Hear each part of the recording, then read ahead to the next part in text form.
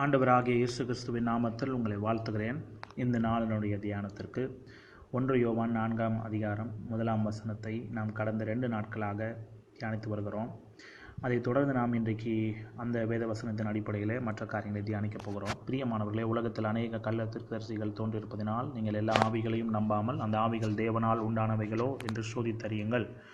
இதற்கு இணையான இன்னொரு வேத பகுதியும் நாம் வாசித்தோம். 1 தெசலோனிக்கேயர் 5ஆம் அதிகாரம் 21ஆம் வசனத்திலே எல்லாவற்றையும் சோதித்து பார்த்து நலமானதை பிடித்து கொள்ளுங்கள். ஆக கடந்த 2 நாட்களாக நாம் இந்த டெஸ்டிங், சோதித்தறிவது, எல்லா ஆவிகளையும் நாம் நம்பாமல் ஹவு டு டிசர்ன், எப்படி பகுத்தறிவது, இல்லாவிட்டால் எப்படி சோதித்தறிய வேண்டும், ஏன் சோதித்தறிய வேண்டும், வை ஷுட் பி டெஸ்ட்.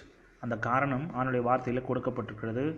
உலகத்தில் அநேக கள்ள தீர்க்கதரிசிகள் தோன்றியிருப்பதினால் நாம் நேற்று தினத்தில் பார்த்தபடி இவர்கள் இந்த கள்ள தீர்க்கதரிசிகள் நாம் நினைத்து கொள்ளக்கூடாது கிறிஸ்தவ உலகத்திற்கு வெளியே தான் இருக்கிறார்கள். கிறிஸ்தவ உலகத்திற்கு வெளியே மாத்திரமல்ல, சபைக்குள்ளாகவும் அநேகம் பேர் கள்ளப்போதகர்கள், கள்ள தீர்க்கதரிசிகள் இருக்கத்தான் செய்வார்கள். நாம் இதை சோதித்தறிந்து இல்லாவிட்டால் ஆராயவில்லை என்று சொன்னால், நாம் இதை பகுத்தறிந்து உணராவிட்டால் நாமும் வஞ்சிக்கப்பட்டு போய்விடுவோம். இதில் எந்த விதமான சந்தேகமும் இல்லை. நாம் இன்றைக்கு கொஞ்சம் யோசித்து பார்க்க வேண்டும். நல்ல பெற்றோர்கள் தங்களுடைய பிள்ளைகளுக்கு எது நன்மை எது தீமை என்று அந்த பருவம் வந்தவுடனே, ஒரு காலகட்டம் வந்தவுடனே நீயே யோசித்துக்கொள், இது நன்மை இது தீமை, இதை நீ பின்பற்றினால் உன்னுடைய வாழ்க்கை இது கெடுத்துவிடும் என்று நல்ல பெற்றோர் எல்லாருமே தங்களுடைய பிள்ளைகளுக்கு போதிப்பார்கள்.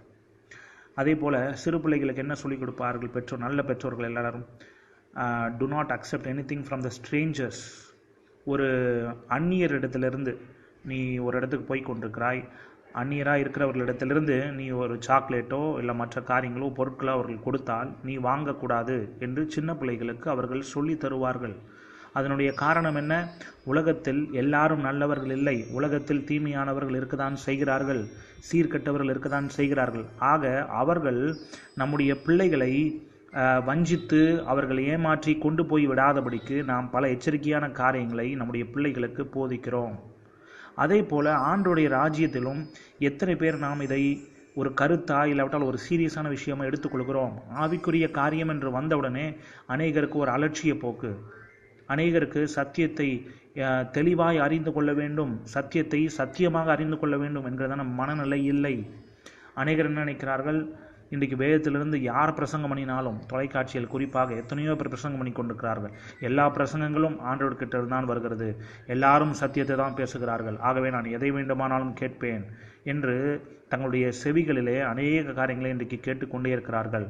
அவைகளெல்லாம் சத்தியத்தின் பிரகாரமாக சரியா என்று ஆராய்ந்து பார்ப்பதில்லை. அப்போஸ்தலர் 17ஆம் அதிகாரம் 11ஆம் வசனத்தின்படி இந்த பெரோயா பட்டணத்து ஜனங்களைப் போல காரியங்கள் இப்படி இருக்கிறதா என்று ஆராய்ந்து பார்ப்பதற்கு இன்றைக்கு கடைசி காலத்தில் அநேகம் பேருக்கு மனநிலை இல்லை. இது ஒரு தவறான ஒரு நிலைமை. இந்த நிலைமையெல்லாம் மாறணும். இந்த நிலைமை மாறாவிட்டால் நாம் ஆவிக்குரிய வஞ்சனைக்குள்ளாக போய்விடுவோம் என்பதில் எந்த விதமான சந்தேகமும் இல்லை. இன்றைக்கு நாம் நேற்று தினத்தில் நான் சொன்னது பிரகாரமாக நாம் வேதத்தின்படி ஒரு காரியம் சரியாக இருக்கிறதா என்று பகுத்தறிய வேண்டும். நம்முடைய சொந்த அபிப்பிராயங்களின் அடிப்படையில் அல்ல, வேதத்தின்படி ஒரு காரியம் சரியாக இருக்கிறதா என்று நாம் யோசித்து பார்க்க வேண்டும். அந்த சின்ன பிள்ளை உதாரணத்தை மறுபடியும் நான் எடுத்துக்கொள்ளலாம். அந்த சின்ன பிள்ளைக்கு ஒன்றும் தெரியாது. அந்த சின்ன பிள்ளை என்ன பார்க்கும்? அந்நியர் ஒரு சாக்லேட்டோ இல்லாவிட்டால் நல்லா கவர் பண்ணி நல்ல ஒரு ரேப்பரில் கவர் பண்ணி அழகான ரேப்பரில் கொடுத்தா உடனே அது என்ன நினச்சிக்கும், இது ரொம்ப சாப்பிட்றதுக்கு பார்வைக்கு அழகாக இருக்கிறதே, சாப்பிட்றதுக்கு இனிமையாக இருக்குமே, இனிப்பாக இருக்குமே என்று சொல்லி அது வாங்கி சாப்பிட்டு விட்டால் அதற்கு பிறகுதான் அதற்கு தெரியும் அந்த சாக்லேட்டில் ஏதாகிலும் விஷம் கலந்திருக்கிறதா, இல்லாவிட்டால் அது ஒன்றுமே செய்ய முடியாது. சாப்பிட்ட பிறகு ஒன்றும் செய்ய முடியாது. அதே போல தான் நம்முடைய ஆவிக்குரிய வாழ்க்கையிலும் சரி, அநேக காரியங்கள் துருபதேசங்கள் இருக்கிறது, அவைகள் விஷத்தன்மை வாய்ந்ததாக இருக்கிறது, அவைகள் நம்முடைய ஆவிக்குரிய வாழ்க்கையை கெடுத்துவிடும். ஆகவே நம்ம ரொம்ப எச்சரிக்கையாக இருக்க வேண்டும். ஒரு தவறான ஆவியை நாம் பின்பற்றுவோம் என்று சொன்னால் நிச்சயமாக அதற்கு நாம் விளைவுகளை சந்தித்து தான் ஆக வேண்டும். அதற்கு ஒரு விலைக்கிரயம் செலுத்தி தான் ஆக வேண்டும். If you follow the wrong spirit, we will pay a price. We will definitely pay a price. இதை நாம் மனதில் வைக்க வேண்டும். இன்றைக்கு அநேக கள்ள தீர்க்கதரிசிகள், கள்ள போதகர்கள், கள்ள அப்போஸ்தலர்கள், கள்ளத்தனமாக ஊழியம் செய்கிறவர்கள் இருக்கத்தான் செய்கிறார்கள். இதெல்லாம் இந்த உலகத்தில் நம்ம இந்த சின்ன பிள்ளை இருக்கிற கையில் கொடுக்கப்படுற சாக்லேட்ஸ் போல தான். எந்த சாக்லேட்டுக்குள்ளே என்ன காரியம் இருக்கிறது நமக்கு தெரியாது. எல்லாத்துலேயுமே சுகர் கோட் பண்ணியிருப்பாங்க. எல்லாம் சக்கரை தண்ணியை போல தான் இருக்கும்.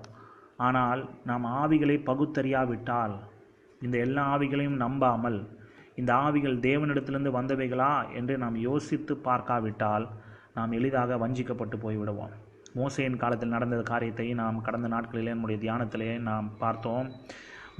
ஆரோன் குறிப்பாக அந்த கோலை கீழே போடுகிறான் பார்வோன் முன்பாக நின்று.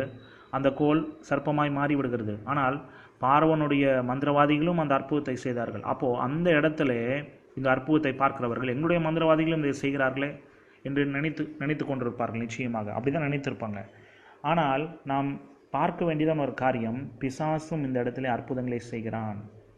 ஆகவே தான் நாம் இந்த வஞ்சனையை குறித்து நாம் ரொம்ப ஜாக்கிரதையாக இருக்க வேண்டும். இந்த வஞ்சிக்கிற ஆவிகள் இந்த கடைசி நாட்களில் அதிகமாய் கிரியை செய்து கொண்டிருக்கிறது, குறிப்பாக சபைக்குள்ளாக, குறிப்பாக ஆவிக்குரிய வட்டாரத்திற்குள்ளாக. ஆகவே தான் நாம் தெளிந்த புத்தி உள்ளவர்களாய் வேதத்தை பின்பற்றுவர்களாய் இருக்க வேண்டும். we need to be biblical Christians. நாம் எந்த ஸ்தாபனத்தை சேர்ந்தவர்களாகவும் இருக்கலாம், எந்த சபை பிரிவை சேர்ந்தவர்களாகவும் இருக்கலாம், அது பிரச்சனை அல்ல. But are we biblically sound? நாம் வேதத்தின் அடிப்படையில் கிறிஸ்தவர்களாக இருக்கிறோமா? அதுதான் கேள்வி. Are we following the Bible? நாம் வேதத்தை பின்பற்றுகிறவர்களாக இருக்கிறோமா? வேதத்தில் இருக்கிற சத்தியங்களுக்கு நாம் செவியை சாய்த்து அதன்படி நாம் பகுத்தறிவதற்கு நாம் ஒப்பு கொடுக்குறோமா? நாம் பார்த்துருக்கிறபடி வேதம்தான் it's a measuring stick, Bible தான் மெஷரிங் ஸ்டிக். அதுதான் ஒரு அளவுகோல். அதை வைத்து தான் நம்ம எல்லாவற்றையும் மெஷர் பண்ணுகிறோம். ஆகவே நாம் எல்லா ஆவிகளையும் நம்பாமல் அந்த ஆவிகள் தேவனிடத்திலிருந்து வந்தவைகளா என்று ஆராய்ந்து பார்க்க வேண்டும் என்று சொன்னால் ஆண்டோடைய வார்த்தைக்கு நேராக நாம் திரும்ப வேண்டும். நாளைய தினத்தில் இந்த ஆவிகள், இந்த தேவனிடத்திலிருந்து வராத ஆவிகள், அசுத்த ஆவிகள், இந்த காரியங்கள் இது எப்படிப்பட்டதாக இருக்கிறது என்று இந்த வேத பகுதியின் அடிப்படையில் நாளைய தினத்தில் நாம் பார்க்க போகிறோம். இன்றைக்கு தியானித்த வார்த்தைகள் மூலமாக ஆண்டவர் நம்மை நடத்துவாராக. ஆமென்.